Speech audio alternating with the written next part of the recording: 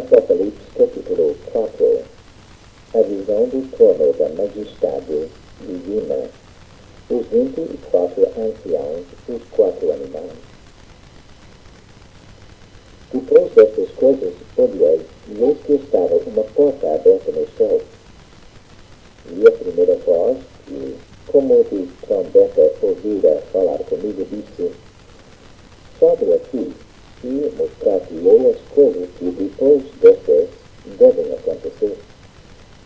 E logo fui arrebatado em espírito, e eis que um trono estava posto no céu, e um assentado sobre o trono. E o que estava assentado era, na aparência, semelhante à pedra jaspe e sardônica, e o arco celeste estava ao redor do trono, e parecia semelhante à esmeralda.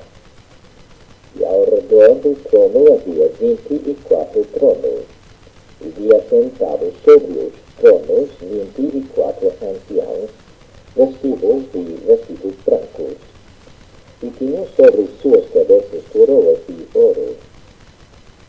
E do trono saíam relâmpagos e trovões, e vozes. Diante do trono haviam 7 lâmpadas de fogo, as quais são os 7 Espíritos de Deus. E havia diante do trono como mar de vidro, semelhante ao cristal.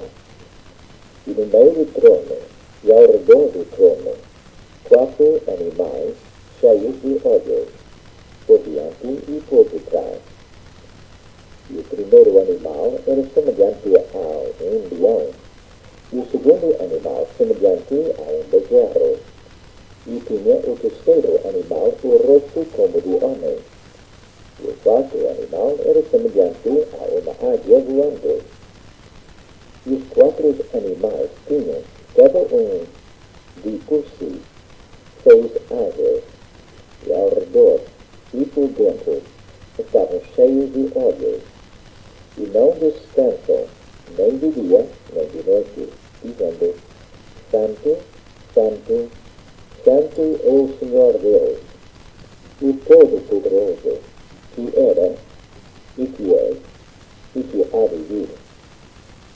E quando os animais davam glória e honra e ações de graças ao que estava assentado sobre o trono, ao que vive para todo sempre, os 24 anciãos prostravam-se diante do que estava assentado sobre o trono, e adoravam o que vive para todo sempre, e lançavam as suas coroas diante do trono, dizendo: digno és, Senhor, de receber glória e honra e poder, porque tu criaste todas as coisas, e por tua vontade são e foram criadas.